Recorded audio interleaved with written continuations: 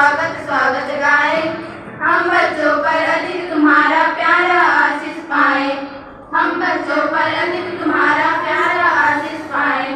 स्वागत है स्वागत है स्वागत है श्रीमान आपका। स्वागत है स्वागत है स्वागत है श्री। कापियों की जांच करें ताकि आप जान सकें कि उन्होंने क्या सीखा। चौथा बिंदु है शिक्षकों से संपर्क में रहें। कैसे? शिक्षकों से संपर्क में रहें ताकि आप बच्चों की प्रगति के बारे में लाइव जीवंत रूप से शिक्षक से अपने बच्चे की रिपोर्ट नियमित रूप से जान सकें। पांचवा है और चौथा के बारे में एक और कहना चाहूंगा कि बच्चा घर से तो निकलता है, घर से निकलता है और बैग कहीं ले जाकर के रख देता है, टांग देता है और दिन भर खेलता है और छुट्टी होते ही वो बिल्कुल सीधी तरह से सीधे साधे वो चला जाता है और माता पिता को गार्जियन को पता नहीं चलता। यदि आप शिक्षक से सीधे संवाद करते हैं, शिक्षक से सीधे संवाद करते हैं तो आपको बच्चे की चोरी या वो जो गतिविधि जो उनकी हो सकती है, कोई छोटी मोटी कुछ शिक्षक हो, कोई विशेष शिक्षक से कोई उसको डर लगता हो तो आप उस शिक्षक को कह सकते हैं कि भाई आपसे थोड़ा मेरा बच्चा झिझकता है, थोड़ा देखिएगा। उसको हो सकता है कोई और समस्या मिल करके सतत संपर्क में रह करके उस बच्चे की समस्या को भी दूर किया जा सकता। पांचवा है बच्चों की रुचि को बढ़ावा है। ये सभी चीज पालकों के लिए है, इसके बाद विद्यालय के लिए भी टिप्स मिलेगा। बच्चों की रुचि को बढ़ावा दें, बच्चों की रुचि को बढ़ावा दें और उन्हें सीखने के लिए निवेदन है कि आपने अपने कार्य को पूर्ण रूप से अच्छे स्तर की भोजन की व्यवस्था निश्चित रूप से आप करते होंगे। यदि कहीं पर कुछ कमी है तो उसको थोड़ा सा ध्यान दे करके पूर्ण करने का प्रयास करेंगे, ये आप सबसे आग्रह है। यदि अच्छा भोजन हम बच्चों को दे पाएंगे तो निश्चित है उनका स्वास्थ्य भी ठीक होगा और स्वास्थ्य ठीक होगा तो वो पूरे के पूरे अपने ध्यान को पढ़ाई पर केंद्रित करेंगे। तो पूर्ण रूप से केंद्रित करके वो पूरा का पूरा अपना ध्यान पढ़ाई पर केंद्रित करेंगे और अच्छे ढंग से अपना विद्या अध्यापन को कर पाएंगे। इसके लिए अभिभावक निश्चित रूप से इसको ध्यान दें।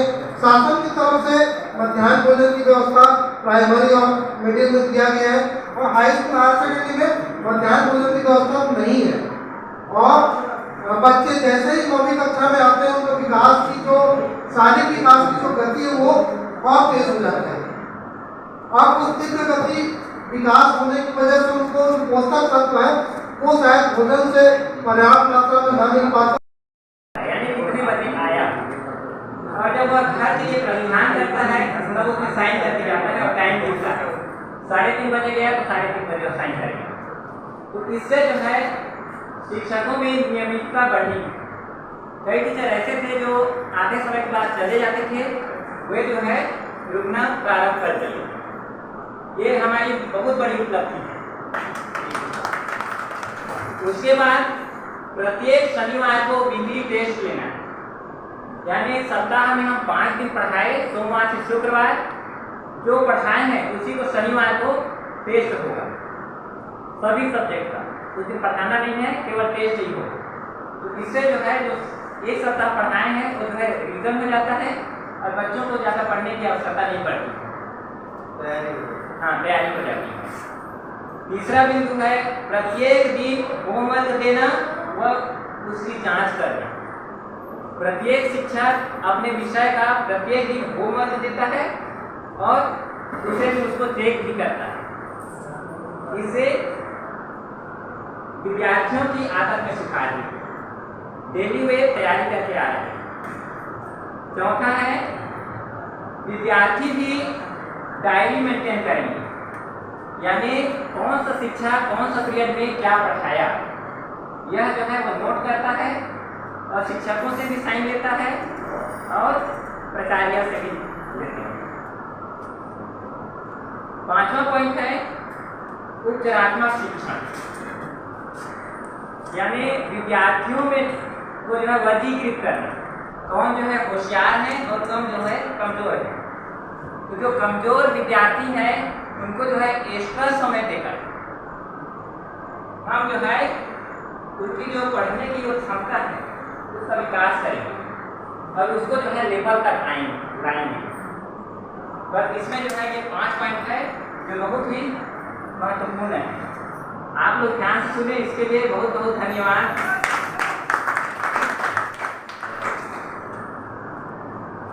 आपको भी बहुत बहुत धन्यवाद। छात्राओं को लेकर के आप देखेंगे कि बहुत सारे जो है शासन प्रशासन की तरफ से बहुत सारे ट्रेनिंग के प्रोग्राम्स, बच्चों के विभिन्न प्रकार के जो कार्यक्रम जितने भी सारे चल रहे हैं वो एफएलएम की बुनियादी प्राप्ति को लेकर के, और इसको लेकर के शासन या एनईपी की बहुत सारे प्रयास कर रहे हैं, तो आगे भी यही कहीं होंगे। और शासन के लक्ष्य है कि 2027 तक, पहले 2025 किया गया था लेकिन कोरोना के आने के बाद उसको 2 साल बढ़ा कर 2027 किया गया। ये 2027 तक ये कोशिश करेंगे कि हर एक बच्चे को कम से कम पढ़ना और लिखना और जो बुनियादी संख्या की संक्रियाएँ हैं, जोड़ घटाना गुणा भाग, ये 4 चीज़ें कम से कम हम सुनिश्चित करें। तो इसको लेकर के प्रयास जारी है। और एक हमेशा एक जब हम ट्रेनिंग देने जाते हैं तो सारे शिक्षक साथी रहते हैं, आपस में चर्चा हो और पालक और शिक्षकों के बीच में जो सारी समस्याएं हैं उस पर चर्चा करने के बाद उसका निराकरण भी हो। इस बात से लगता है कि वर्तमान में जो छत्तीसगढ़ में सरकार है वो बहुत संवेदनशील सरकार है और बच्चों के साथ साथ वो शिक्षकों का भी हित सोच रहा है, क्योंकि बच्चों का भविष्य एक तरफ और शिक्षकों का सम्मान दूसरी तरफ, ये दोनों एक दूसरे से जुड़ा हुआ है। और शिक्षकों का सम्मान और बच्चों का भविष्य तो तभी संभव है जब शिक्षकों में, पालकों में और बच्चों में एक बढ़िया सा सामंजस्य बने और सामंजस्य के साथ विद्यालय परिवार आगे बढ़े, उसका शैक्षणिक व्यवस्था आगे बढ़े और वो आगे चलकर कुछ करे। शिक्षा के क्षेत्र में अगर आप लोग विचार करेंगे तो इसका 4 अंग कौन कौन से? एक तो छात्र और छात्र का पालक, दोगे। तीसरा है शिक्षक और शिक्षक को संचालित करने वाले जो कमेटी या जो अधिकारी कहना चाहिए, जिसमें प्रबंध समिति, आपके प्राचार्य, आपके ऊपर अधिकारी या आपके ऊपर जो संचालित करने वाली सरकार, ये सभी आ जाते हैं प्रबंध समिति। और चारों का जो दायित्व है अगर ठीक ठीक चलता रहेगा तब तो कोई उम्मीद की जा सकती है कि हमारा विद्यालय विकास करेगा, हम शिक्षा के क्षेत्र में गुणवत्ता ला सकेंगे। अगर इस चारों में किसी का भी कमी रहेगा तो ये मान के चलो कि वहाँ पर कोई ना कोई त्रुटि आएगा, उसका कमी आपको उस विद्यालय में दिखेगा। यहाँ पर एक समस्या जो कि समाधान की ओर गगन सर जी ने रखा है, उन्होंने यह आश्वासन दिलाया कि यदि हमारे विद्यालय को किसी प्रकार की फॉर्मल स्ट्रक्चर या शैक्षिक आवश्यकता कुछ है तो हमारे समक्ष रखें। हम पालकगण, समिति के सदस्यगण जो भी ऊपर पहुंच रखते हैं, आपकी समस्या का ऊपर तक निवारण करने का प्रयास करेंगे। तो मैं गगन सर जी को यह अवगत कराने का प्रयास कर रही हूँ कि हमारे स्कूल में जो कक्षा की संख्या है बहुत कम है।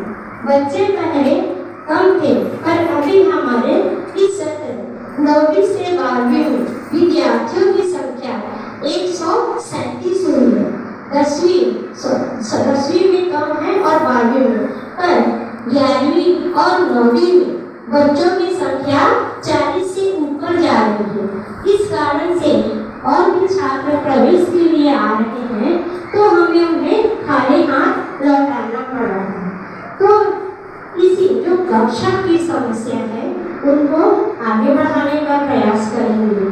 साथ ही हमारे विद्यालय में पहले कॉमर्स विषय की अध्यापन नहीं होने की, पर पिछले सत्र से यह कॉमर्स विषय पुनः हमारे विद्यालय में प्रारंभ हुआ है, जिसके कारण से हमको और भी कक्षा की समस्या आ रही है, क्योंकि कॉमर्स विषय में दो कक्षा के हिसाब से 11वीं 12वीं दो करके चार कक्ष की और आवश्यकता हो रही है, क्योंकि पहले ही कक्ष हमारे विद्यालय में कम पढ़ रहे थे। वह समस्या और भी आगे बढ़ रही है।